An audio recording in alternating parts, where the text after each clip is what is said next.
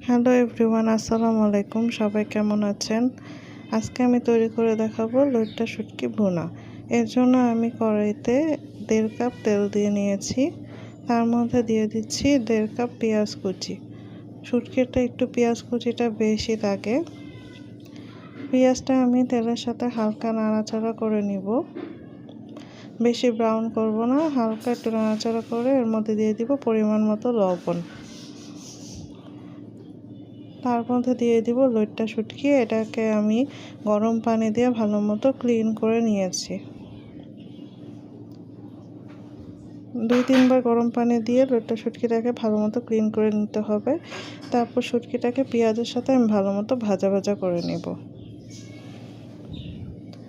তার মধ্যে আমি দিয়ে দিয়েছি রসুনের কোয়া। এখানে 10-12টা রসুনের কোয়া আছে। তার মধ্যে দিয়ে দিচ্ছি 1 টেবিল চামচ রসুন বাটা। লইট্টা শুটকিতে আদা বাটাটা ইউজ করি না, আদা বাটা দিলে লইট্টা শুটকির মজাটা চলে যায়। তার মধ্যে দিয়ে দিচ্ছি 1 চামচ হলুদের গুঁড়া, 1 টেবিল চামচ মরিচের গুঁড়া। তার মধ্যে সামান্য একটু পানি দিয়ে আমি এটাকে ভালো মতো নেড়ে চেড়ে কষিয়ে নিব।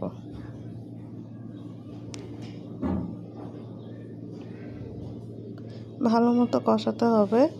তার মধ্যে দিয়ে দিচ্ছি 1 কাপ কাঁঠালের বিচি। কাঁঠালের বিচিটাকে আমি ছোট ছোট টুকরো করে কেটে নিয়েছি। এটা লইট্টা শুটকির সাথে ভালো মতো কষিয়ে 1 কাপ পানি দিয়ে দিচ্ছি। পানি দিয়ে ভালো মতো নেড়ে চেড়ে আমি এটাকে ঢেকে দিব 10 মিনিটের জন্য। 10 মিনিট হয়ে গেলে এভাবে তেল ভেসে উঠলে আমি এটাকে আবার একটু নাড়াচাড়া করে দিব।